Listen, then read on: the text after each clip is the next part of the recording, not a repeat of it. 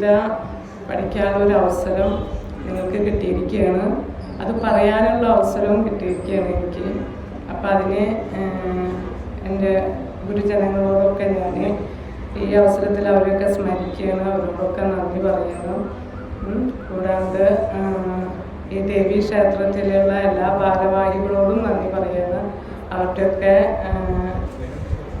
Support ഉണ്ടെന്നുള്ളത് എനിക്ക് വളരെയധികം മനസ്സിലായി. ദേവീ ക്ഷേത്രത്തിൽ തുടക്കത്തിൽ തന്നെ അവർ സപ്പോർട്ടാണെന്ന് കൃഷ്ണ വിഗ്രഹം മേടിച്ച് അല്ലേ, ദേവീ ക്ഷേത്രത്തിൽ ആദ്യമായിട്ട് കൃഷ്ണ വിഗ്രഹം വന്നപ്പോൾ തന്നെ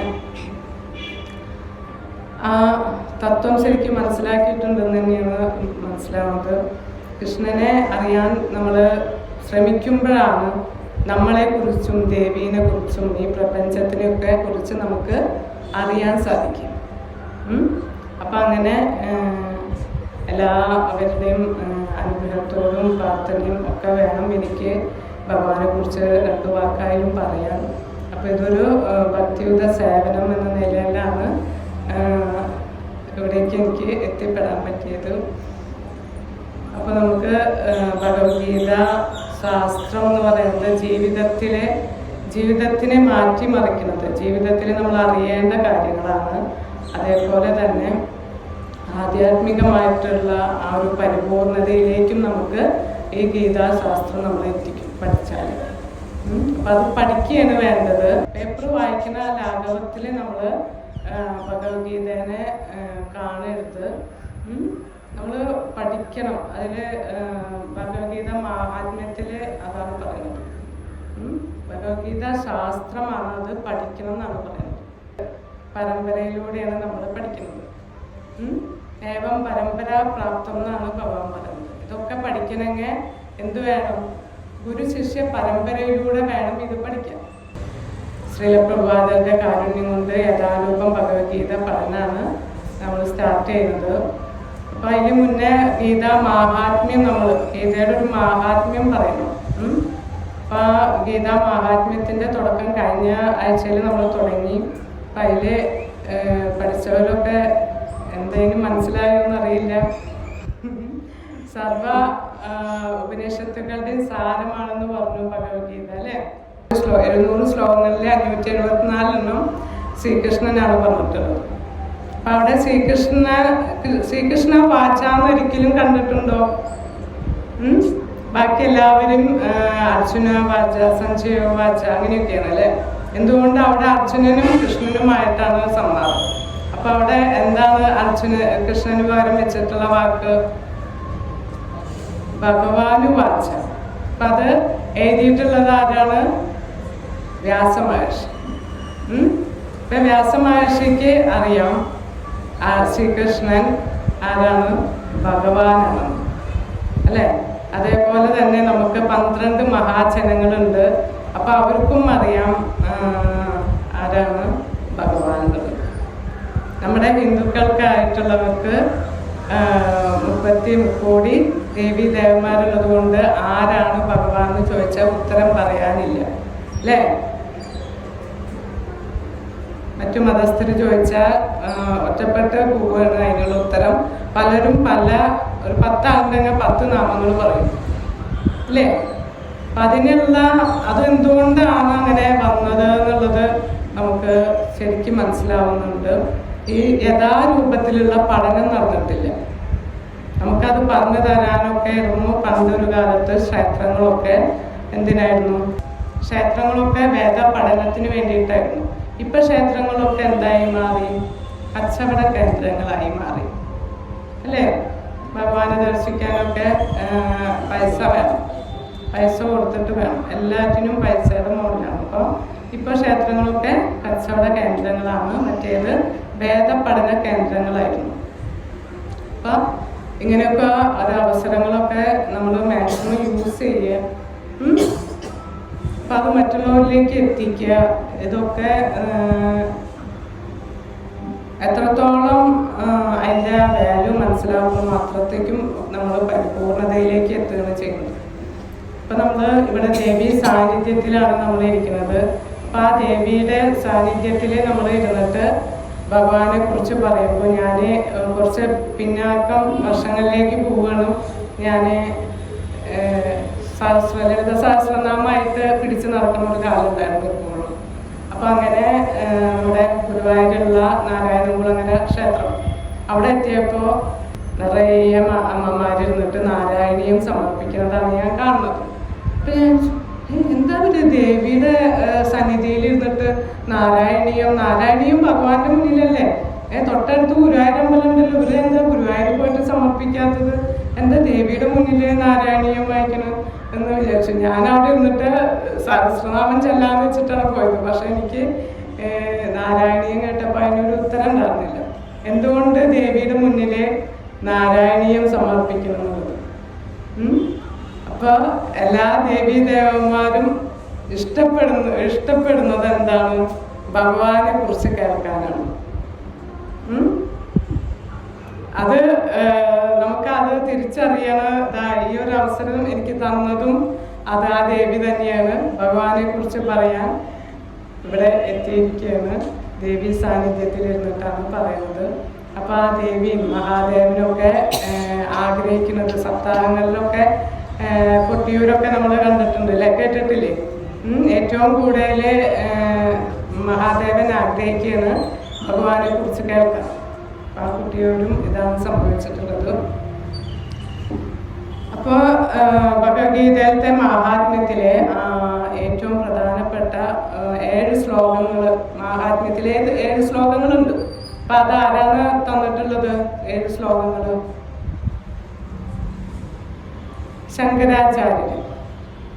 ശങ്കരാചാര്യരാണ് ഭഗവത്ഗീതയ്ക്ക് മഹാത്മ്യം തന്നിട്ടുള്ളത്. ശങ്കരാചാര്യ ആരാണ്?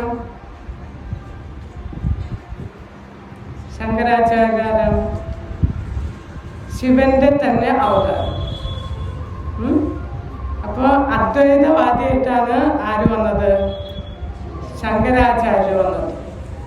അപ്പൊ ആ വേദങ്ങളെ കംപ്ലീറ്റ് ഇല്ലാണ്ടാക്കി ബുദ്ധൻ വന്നിട്ട്. ആ ബുദ്ധൻ വന്നിട്ട് അതൊക്കെ ഭഗവാന്റെ ഓരോ കാലഘട്ടത്തില് ഓരോ ഉന്നതിക്ക് വേണ്ടിയിട്ട് തന്നെയായിരുന്നു. അപ്പൊ ആ വേദങ്ങളെ ഇല്ലാണ്ടാക്കിയ വേദങ്ങളെ പുനർജീവിക്കാൻ, 0ൽ നിന്ന് 1ലേക്ക് കൊണ്ടുവരാൻ വേണ്ടിയിട്ടാണ് ശങ്കരാചാര്യന്റെ അവതാരം. അപ്പൊ അദ്വൈതവാദിയായിരുന്നു. അപ്പൊ അത് മൊത്തത്തില് ഭയം ശോകാണ് നമ്മുടെ. അപ്പൊ എല്ലാ തരത്തിലുള്ള ഭയങ്ങളും ശോകങ്ങളും ഇല്ലാണ്ടാവുന്നു. എന്ത് വേണ്ടേ? ഭയം ശോകവും ഇല്ലാത്ത ഒരവസ്ഥ ആഗ്രഹിക്കുന്നില്ല എല്ലാവരും. ആരാണ് പറഞ്ഞത്? ശങ്കരാചാര്യൻ. മൂഢന്മാരെ, നിങ്ങൾ ഗോവിന്ദനെ ഭജിക്കൂ. അപ്പൊ ആചാര്യന്മാരെ പറഞ്ഞേക്കുന്നു. ഇതേപോലെയുള്ള ആചാര്യന്മാരെ ഭഗവാൻ നേരിട്ടിട്ട് വരുന്നു. നമ്മളൊക്കെ രക്ഷപ്പെടുത്താനാണ് ഇതേപോലെ ഉള്ള ശാസ്ത്രങ്ങൾ തന്നിട്ടുണ്ട്. ഇനി നമുക്ക് ആ ശാസ്ത്രത്തെ ഇങ്ങനെ കയ്യിൽ തന്നു, ഇനി അത് കുടിക്കുക. അമൃതാണ് ഗീതാശാസ്ത്രം ഇതം പുണ്യം പഴയത് പ്രയതപ്പുമാൻ ഭയശോകാദി വർഷിച്ചത്. ഭഗവാന്റെ വിഷ്ണു പദത്തിലേക്ക് എത്തിച്ചേരും ചെയ്യും. അത് പ്രയത്നം നമ്മൾ നടത്തുന്നു കുറച്ചൊരു സുഖത്തിന് വേണ്ടിയിട്ട്. പക്ഷെ അല്പം മാത്രമാണ് സുഖം, ദുഃഖമാണ് കൂടുതൽ. എന്തുകൊണ്ടാണ്? ഇത് ഏതാലയാണ്? കഴിഞ്ഞ ആഴ്ചയിൽ പറഞ്ഞിട്ടുണ്ടായിരുന്നു. ഇത് ഏതാലയം എന്നാണ് ഭഗവാൻ പേരിട്ടിട്ടുള്ളത്? ദുഃഖാലയം. ദുഃഖാലയം, അശാശ്വതം, അനിത്യം, അസുഖം. ഇതാണ് ഇവിടുത്തെ അവസ്ഥ. അപ്പൊ നമ്മളിങ്ങനെ ശ്രമിച്ചുകൊണ്ടിരിക്കുന്നു, പക്ഷെ സംഭവിക്കുന്നത് അതല്ല. അപ്പൊ അതുകൊണ്ടാണ് ആചാര്യന്മാർ നമുക്ക് തന്നിട്ടുള്ളത്. ആദ്യം തന്നെ പറയുന്നു ഭയം ശോകാദി വർജിത. ഭഗവത്ഗീത പഠിച്ചു കഴിഞ്ഞാൽ ഭയവും ശോകവും ഇല്ലാണ്ടായിട്ട് ഭഗവാന്റെ അടുത്തേക്ക് പോകാൻ പറ്റുന്നു. മതിയില്ലേ? അപ്പൊ പഠിക്കാൻ റെഡിയല്ലേ എല്ലാവരും? കൃഷ്ണ എന്ന് ചോദിച്ചാൽ നമുക്ക് ഉത്തരം പറയാൻ അറിയാം. കൃഷ്ണ എന്നുള്ളത് ആ 2 അക്ഷരം മാത്രമാണ് പ്രപഞ്ച സത്യം.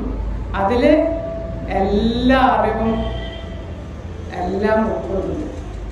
അപ്പൊ അതറിയാത്തത് കൊണ്ടാണ് നമ്മുടെ ഈ പ്രശ്നം മുഴുവൻ. കൃഷ്ണനെ അറിയുക എന്നുള്ളതാണ് ജീവാത്മാവിന്റെ പരമമായിട്ടുള്ള ധർമ്മം.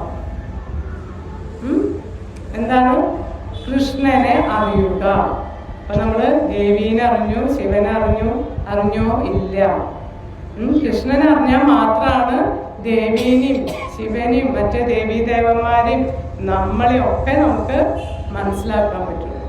ആ കൃഷ്ണ തത്വം എന്താണ് എന്നുള്ളത് കൃത്യമായിട്ട് അറിയാം. വളരെ സിമ്പിളാണ്. അതാണ് നമ്മുടെ ശങ്കരാചാര്യർ പറയുന്നത്.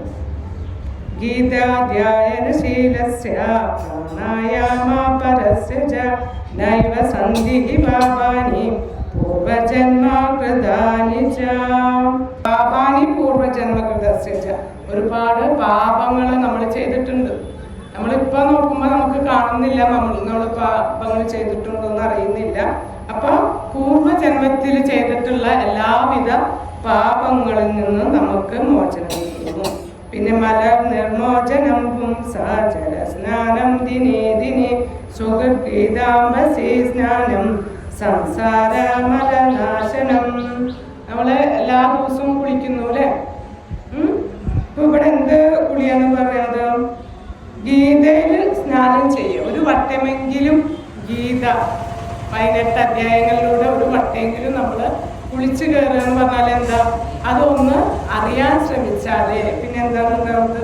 സംസാര ഫലനാശനം. എങ്കിലും ഗീത 18 അധ്യായം പഠിച്ചാൽ സംസാര സാഗരം പോലെ കിടക്കുന്ന ഈ ഭൗതികതയിൽ നിന്ന് നമുക്ക് എന്താണ് മോചനം കിട്ടും.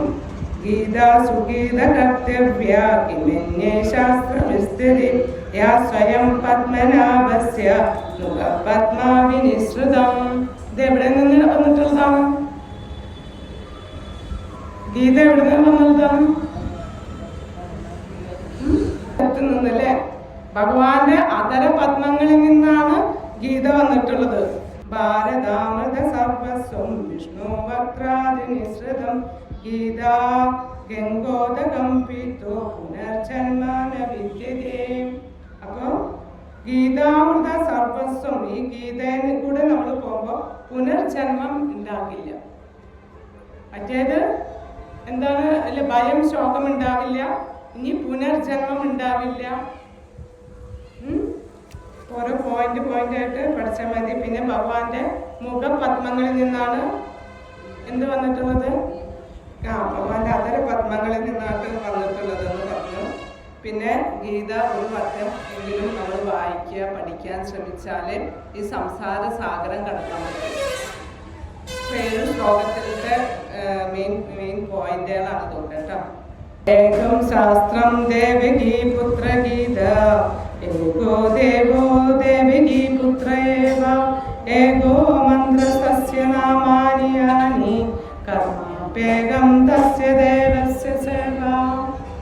ഏകം ശാസ്ത്രം, ഒരേ ഒരു ശാസ്ത്രം പഠിച്ചാൽ മതി. ഏതാണ്? ദേവകീ പുത്രന്റെ ഈ ഗീത ശാസ്ത്രം മാത്രം ഒരേ ഒരു ഈ ബുക്ക് പഠിച്ചാൽ മതി എന്നാണ് പറയുന്നത്. ആരാണ് ദേവകീ പുത്രൻ? പിന്നെ പറയണത് ഏകോ ദേവോ, ഒരേ ഒരു ദൈവം. ശങ്കരാചാര്യ പറയുന്നു ദേവകീ പുത്രൻ. ഒരേ ഒരു മന്ത്രം തസ്യ നാമാനിയാനി, ഒരേ ഒരു മന്ത്രം. ഭഗവാന്റെ സേവയാണ് നമ്മൾ ചെയ്യുന്നത്. എങ്ങനെയുണ്ട്? ഒരേ ഒരു ശാസ്ത്രം, ഒരേ ഒരു ദൈവം, ഒരേ ഒരു മന്ത്രം, ഒരേ ഒരു സേവ ഭഗവാന് വേണ്ടിയിട്ട്.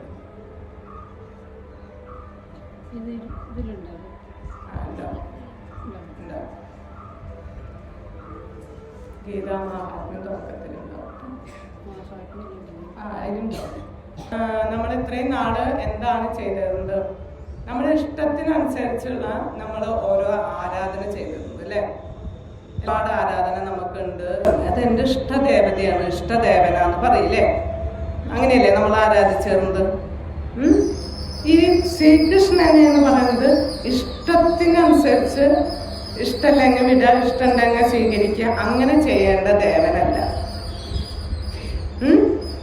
ഇതെന്താണ് ഇനി പറയുന്നത്? ശാസ്ത്രം അടിസ്ഥാനമാക്കിയിട്ട് ശ്രീകൃഷ്ണനാണ് നമ്മുടെ ഭഗവാൻ.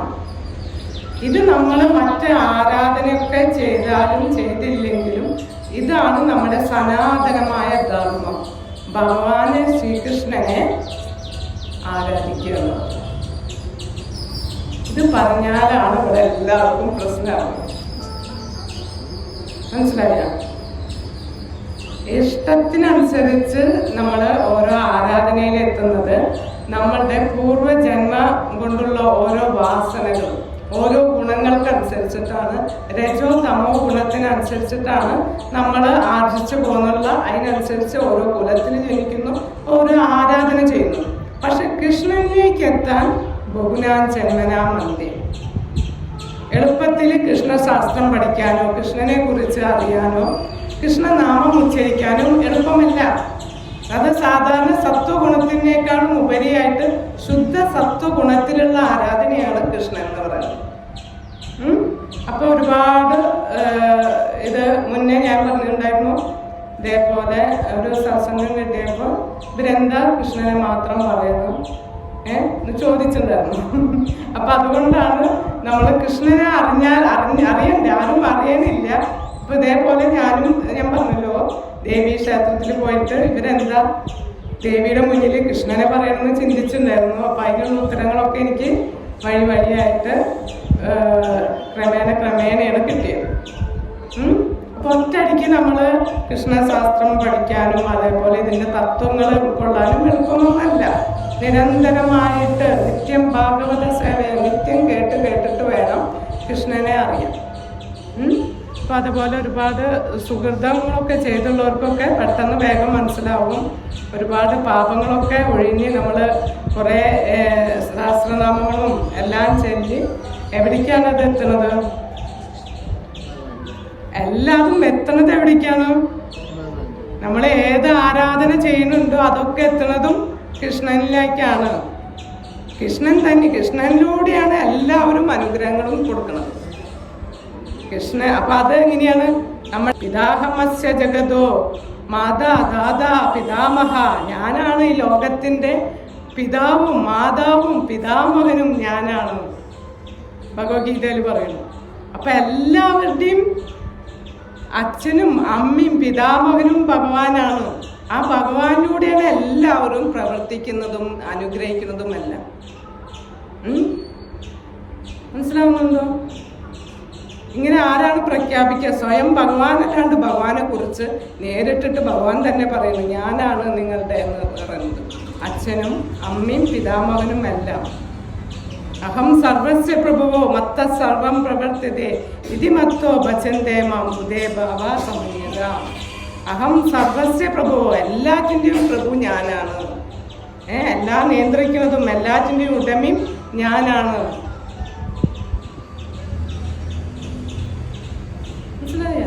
വീണ്ടും ഒരുപാട് ശ്ലോകങ്ങൾ, ഓരോ ശ്ലോകങ്ങളും ഇങ്ങനെ എടുക്കുമ്പോണ്ടല്ലോ അയത്താ മാധുര്യം, അത്രയും മാധുര്യമാണ്. നമ്മളൊരു തേൻകുപ്പിയുടെ മൂടി തുറക്കാണ്ട് അത് മധുരം ഉണ്ടെന്ന് പറയാ എത്രത്തോളം ഉണ്ട്?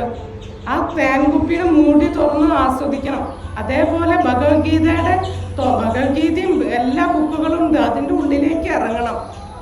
എന്നാലാണ് അതിൻ്റെ മധുരം നമുക്ക് ആസ്വദിക്കാൻ പറ്റുള്ളൂ.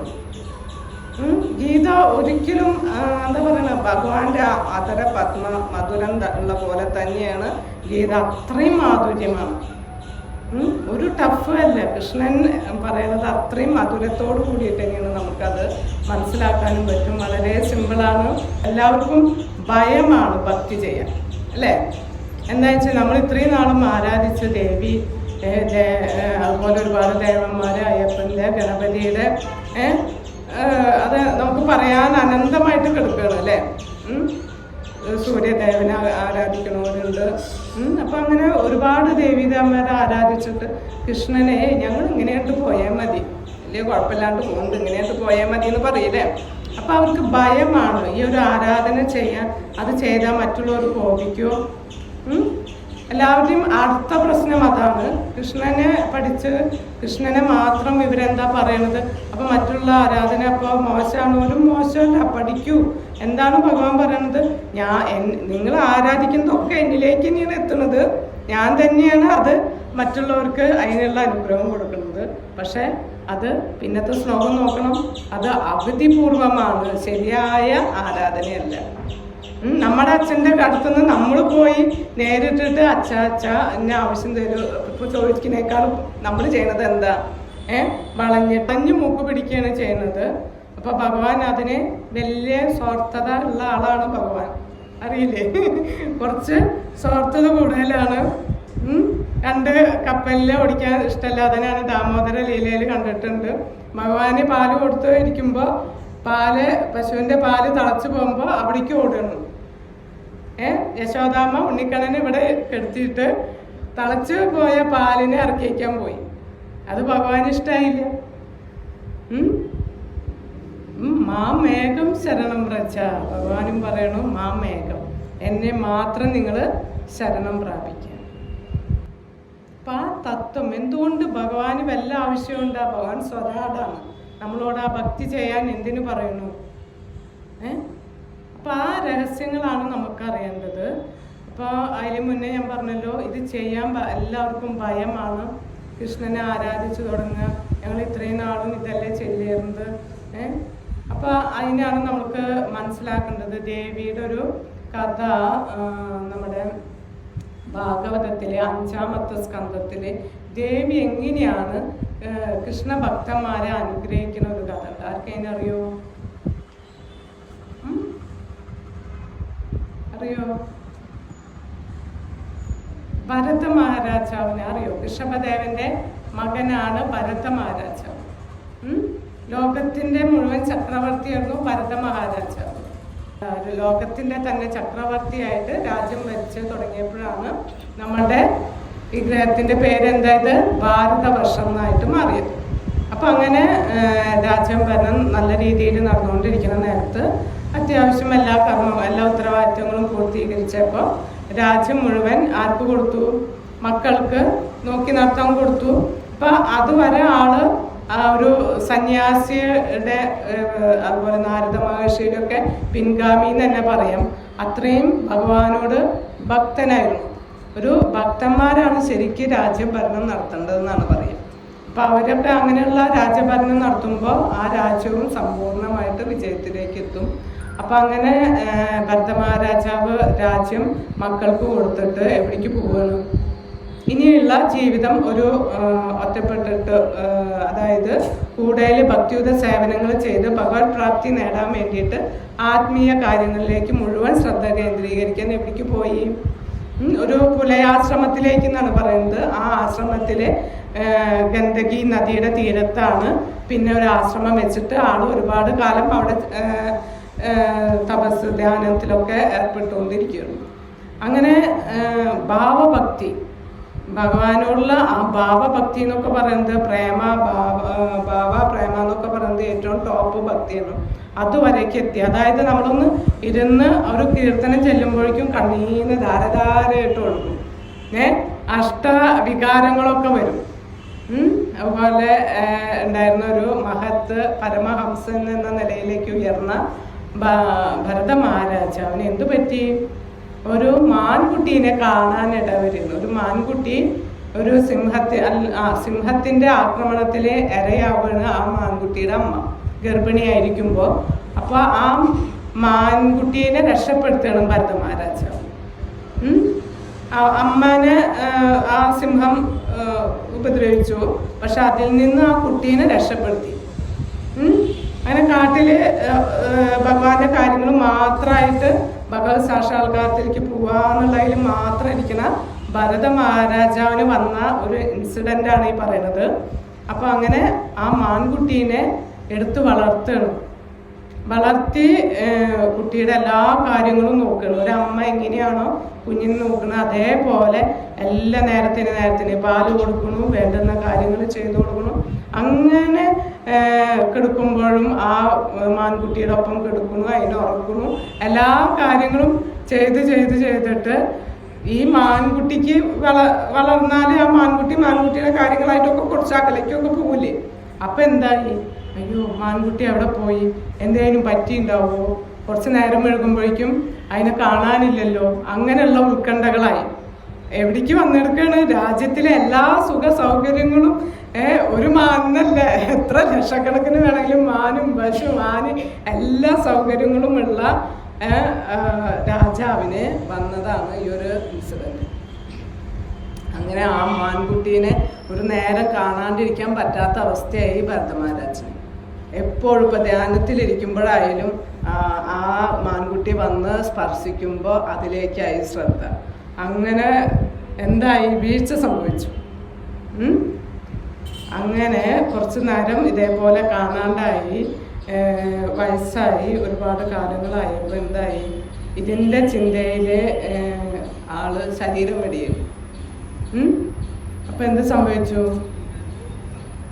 ഏത് ചിന്തയിലാണോ നിങ്ങൾ മരണസമയത്ത്, ഏത് ചിന്തയാണോ നിങ്ങൾക്ക് ഉള്ളത്, അതിനനുസരിച്ചുള്ള ശരീരം എടുക്കുന്നു ഭഗവത്ഗീതയിൽ ഭഗവാൻ പറയുന്നു. അപ്പം അങ്ങനെ സ്മരണ എന്തായി മാറി? മാൻകുട്ടിയുടെ ചിന്തയായിട്ടാണ് മരിച്ചത് അല്ലേ? അപ്പോൾ മാനായിട്ട് പറഞ്ഞു. പക്ഷെ കൂടുതൽ ഭക്തിയുത സേവനങ്ങൾ ചെയ്തുകൊണ്ട് ഭഗവാന്റെ ഒരു കൃപ എന്തുണ്ടാക്കി? ആ ഓർമ്മ കൊടുത്തു. ഞാൻ കഴിഞ്ഞ ജന്മത്തിൽ രാജാവായിരുന്നു, ഇങ്ങനെയൊക്കെ ഒരു മാൻകുട്ടിയുടെ പിന്നാലെ നടന്നതുകൊണ്ടാണ് എനിക്ക് ഈ ഒരു ജന്മം മാനായിട്ട് വന്നതെന്നുള്ള ആ ഒരു ഓർമ്മ, ആ ഒരു സ്മൃതി ഭഗവാൻ കൊടുത്തു. അത്രയും നല്ല ഉയർന്ന ഭക്തനായതുകൊണ്ട്. മനസ്സിലായോ? അപ്പോൾ എന്ത് മനസ്സിലായി? അവിടെ എന്നെ കാട്ടിൽ തന്നെ ഒരു സന്യാസി ആശ്രമം ഉണ്ടായിരുന്നു. ആ ആശ്രമത്തിലുള്ള അവിടേക്ക് ഉള്ള ഒരു മാൻകുട്ടിയായിട്ടാണ് അവിടെ വളർന്നത്. അപ്പം നിരന്തരം ആ സന്യാസികളുടെ കൂടെയുള്ള അവരുടെ ഭഗവാനെ കുറിച്ചിട്ട് പറയണതും ഇതൊക്കെ കേട്ടിട്ട് പിന്നെ ഭഗവാന്റെ കൃപ കൊണ്ട് ശരിക്കുള്ള അടുത്ത ജന്മം ഏതായി മാറണം? ആരായിട്ടാണ് പിന്നെ മാറുന്നത്? പറഞ്ഞുണ്ടോ? ജഡഭരതനായിട്ട് ഒരു ബ്രാഹ്മണ കുലത്തില് ഈ ഭരത മഹാരാജാവിന്റെ 3ാമത്തെ ജന്മം ആരായിട്ട് മാറുന്നു? ജഡഭരതൻ. ബ്രാഹ്മണ കുലത്തില് ഭരത മഹാരാജാവ് ജഡഭരതൻ എന്ന് പറഞ്ഞ ബദിരനാണോ? ബദിരനല്ല. എന്നാ ബദിരന്റെ പോലെ കണ്ണും ചെവി ഒന്നും കേൾക്കാത്ത ഒരു മന്ദബുദ്ധിയാളിരിക്കില്ലേ? എന്താന്ന് വെച്ചാൽ ഉള്ളില് എന്താണ് ആള് ഫുള്ള് പരമഹംസ പദവിയിലെത്തിയുള്ള ആളാണ്. ഓർമ്മയുണ്ട്, ഭഗവാൻ ഓരോ ജന്മത്തിലും ഇത്രമാത്രം നീ ചെയ്തുള്ള കാര്യങ്ങൾ ഓർമ്മ കൊടുത്തിട്ടുണ്ട് ഭാഗ്യത്തിന്. അത്രയും തലം മാറി എന്ന് പറഞ്ഞില്ലേ, അത്ര അഷ്ടവികാരങ്ങളൊക്കെ വന്നുള്ള ആളായിരുന്നു. ഭാവഭക്തിയിൽ എത്തിയിട്ടുള്ള ആള്. എന്ത് സംഭവിച്ചു? വീഴ്ച വന്നപ്പോൾ ഓരോ ജന്മത്തിലും ഭഗവാൻ ഓർമ്മ കൊടുത്തു. അതുകൊണ്ട് എന്തായി മാറി? ആള് ഇനി കുടുങ്ങരുത്, ഇനി ഇവിടെ അടുത്തൊരു കുടുങ്ങരുതെന്ന് വെച്ചിട്ട് ഒന്നിനോടും അറ്റാച്ച്മെന്റ് ഇല്ലാണ്ടിരിക്കാൻ എന്തായി ഒരു മന്ദബുദ്ധിയുടെ പോലെ ഇരുന്നു. അച്ഛൻ നല്ല ബ്രാഹ്മണ കുലത്തിലുള്ള അച്ഛനാണ് അല്ലേ? മകനെ നന്നായി പഠിപ്പിക്കാൻ എല്ലാ അനുഷ്ഠാനങ്ങളും ആചാരങ്ങളും ഒക്കെ ഉണ്ടല്ലോ അല്ലെ?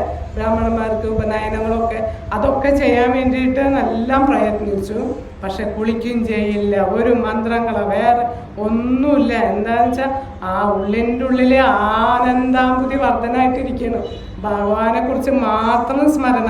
ഇനി ഞാനിവിടെ എന്തിനെങ്കിലും ഭഗവാന്റെ ഭക്തി ചെയ്തു തുടങ്ങിയാൽ പിന്നെ വേറൊരു അനുഷ്ഠാനങ്ങൾ ആചാരങ്ങൾ ഒന്നും ഒരു ആരാധനയും വേണ്ട.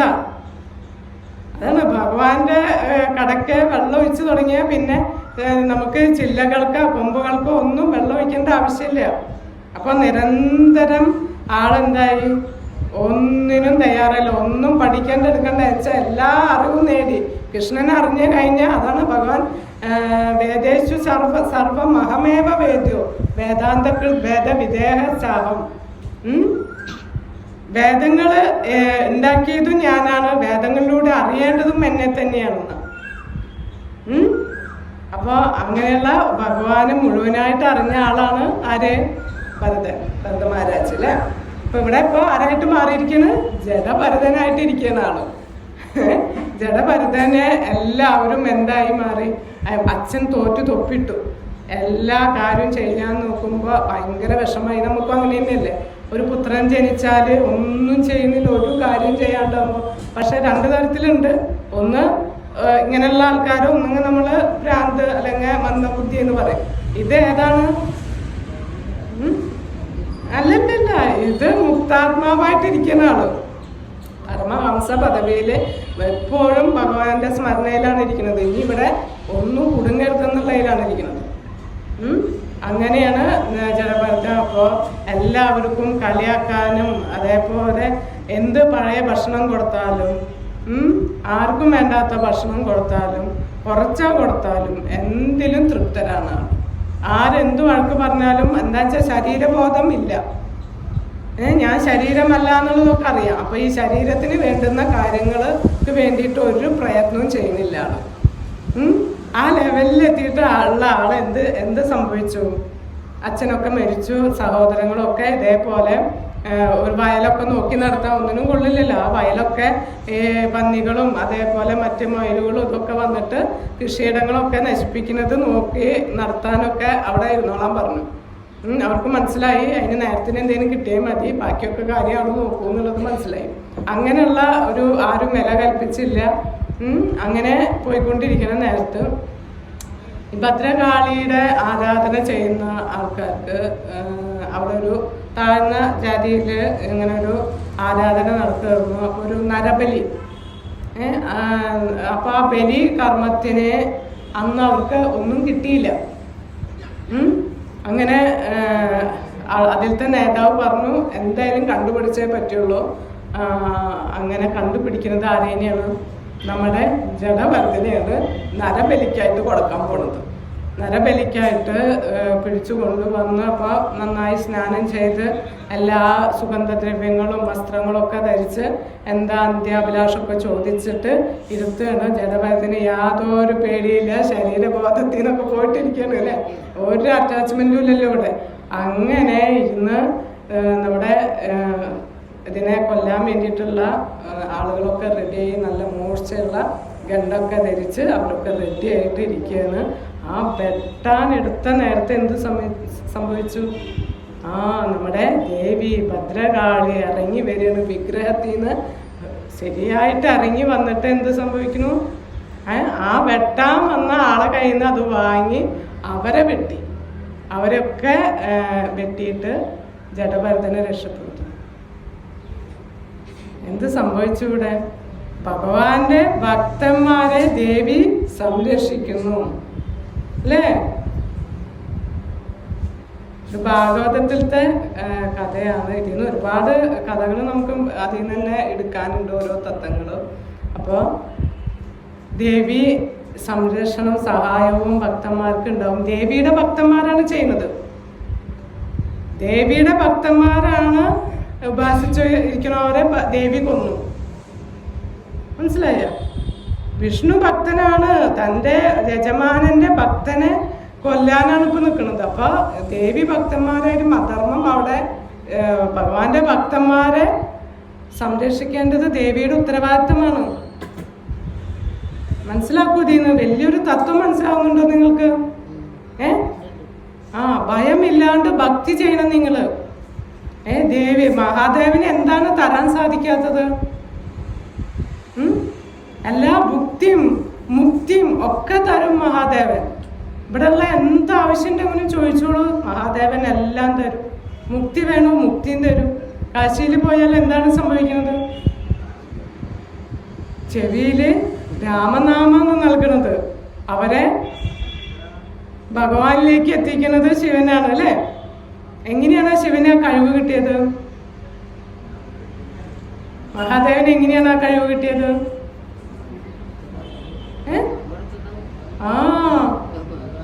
ഭഗവാൻ മഹാദേവന്റെ കയ്യിൽ എന്താണുള്ളത്? ജപമാല അല്ലേ? ഏത് നേരം രാമനാമാണ് ജപിക്കുന്നത്. മഹാദേവന്റെ കയ്യിൽ ജപമാലയാണ് ഇല്ലേ? കണ്ടിട്ടില്ലേ? ജപമാലയിൽ ആരുടെയാണ് നാമം ജപിക്കുന്നത്?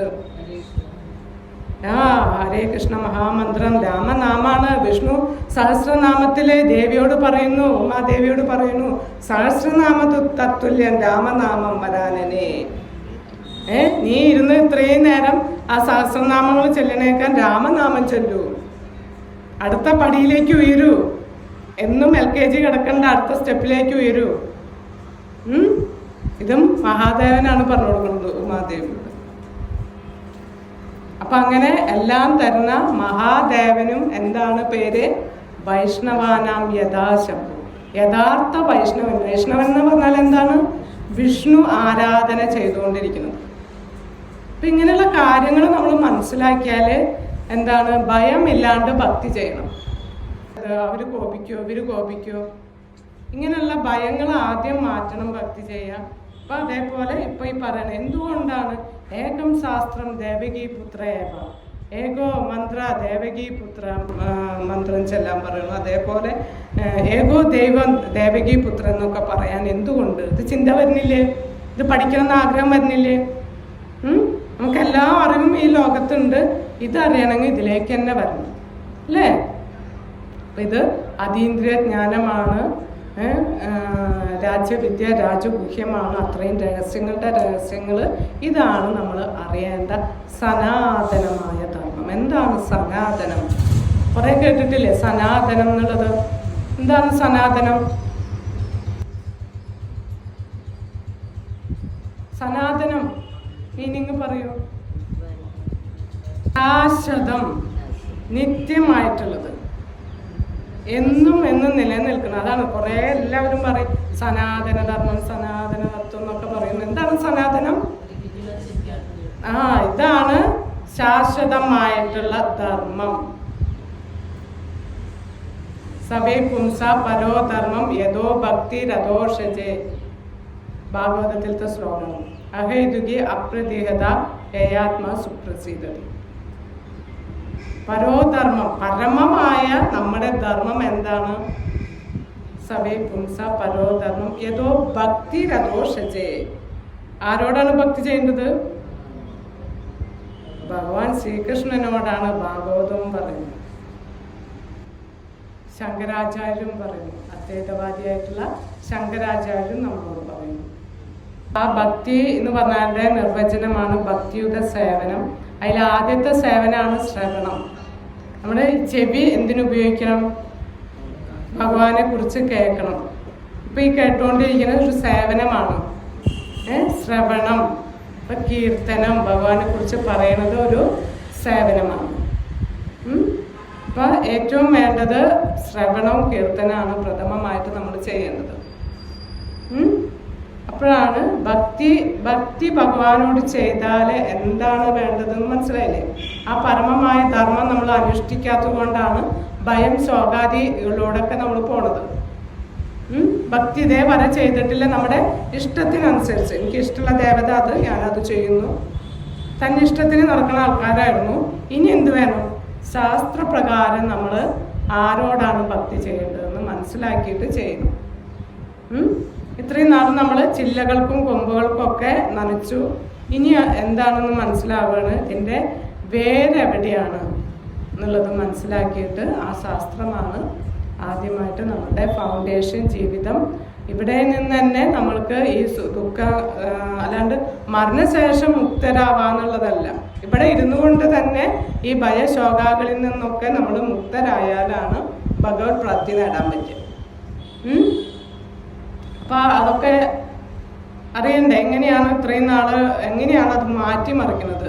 നമ്മുടെ ജീവിതം എങ്ങനെയാണ് ഈ ഭഗവത്ഗീത പഠിച്ചുകൊണ്ട് മാറ്റങ്ങൾ വരുന്നത് എന്നുള്ളത് അത്ഭുതകരമായിട്ട് ഭഗവാൻ കൊണ്ട് നമ്മളെ നടത്തിക്കുന്നത് കാണാം ഭഗവത്ഗീത പഠിച്ചു കഴിഞ്ഞാൽ.